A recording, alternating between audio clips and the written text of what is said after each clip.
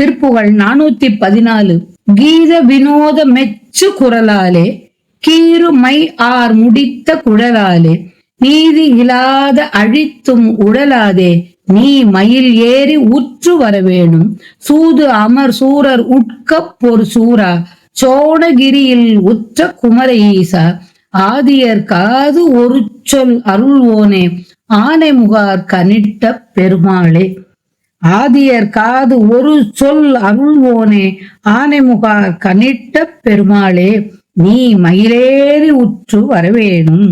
வஞ்ச எண்ணங்களை உடைய சூரர்கள் அஞ்சுமாறு போர் செய்த வீரனே, திரு அண்ணாமலையில் வீற்றிருக்கும் குமரனே, ஆதியான சிவபெருமானின் செவியில் ஒப்பில்லாத பிரணவ மந்திரத்தை உபதேசம் செய்தவனே, யானை முகத்தை உடைய விநாயக பெருமானுக்கு தம்பியான பெருமாளே, பண் வினோதங்கள் அமைந்துள்ளமை பற்றி பாராட்டக்கூடிய குரலினது இனிமையை கண்டும் கீத வினோத மெச்சு குரலாலே பகிர் எடுத்து வாரப்பட்டதும் கீறுமையார் முடித்த குழலாலே கரிய நிறம் நிறைந்ததும் முடியிடப்பட்டதுமான கூந்தலை கண்டும் மயங்கி நீதி என்பது இல்லாதபடி நீதி இல்லாதழித்து இழிந்த செயல்களை செய்து தெரியாமல் இருக்க நீ மயிலேறி உற்று வரவேணும்.